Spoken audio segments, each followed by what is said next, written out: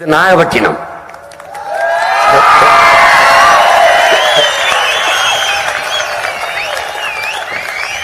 என்ன செய்யறதுன்னு தெரியல. நாகப்பட்டினத்துல என்னடா செய்யறதுன்னு தெரியல.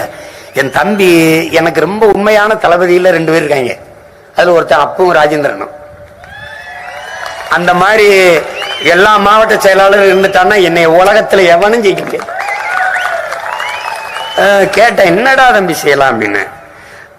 தம்பி பாக்கியம் இதுதான் நெருக்கமா கேட்டேன், என்னடா பண்ணலாம், தங்கச்சி கொண்டாந்து இங்க நிறுத்தணுமாடா அப்படின்னு கேட்டேன். அது நல்ல யோசனை தானே, தம்பிகிட்ட கேளுங்க அப்பகிட்டேன்னு. அப்போ தம்பி என்னடா பண்ணலாம், ஏதாவது செய்யலாமான்னு. அப்ப யோசிச்சேன். கார்த்திகா பெரிய கெட்டிக்காரி, அவ உயரம்தான் குறைவா இருக்குமே ஒழிய உள்ளத்திலையும் சிந்தனையிலையும் ரொம்ப உயர்ந்தவ, ரொம்ப பெரிய கெட்டிக்காரி, ஆற்றலாளர். அவகிட்ட யாரும் வாயை கொடுத்து தப்பிக்க முடியாது, கொண்டே வருவா. ஆமா, அடி மரணடியா இருக்குமா. என்ன பண்ணலான்னு யோசிச்சேன்.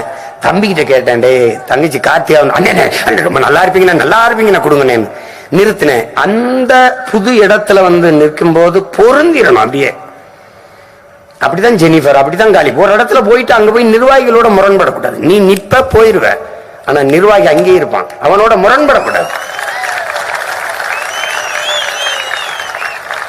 நிறுத்தின 2வது நாள் அப்பு பார்க்கும்போது, அண்ணே ரொம்ப நன்றினே, அருமையான வேட்பாளரை கொடுத்துட்டீங்கன்னு, அப்படி வேலை செய்த தங்கச்சின்ட்டான். அப்ப பாதிக்கு மேல ஜெயிச்சிட்ட மாதிரி ஒரு திமிர் அப்படி வந்துருச்சு.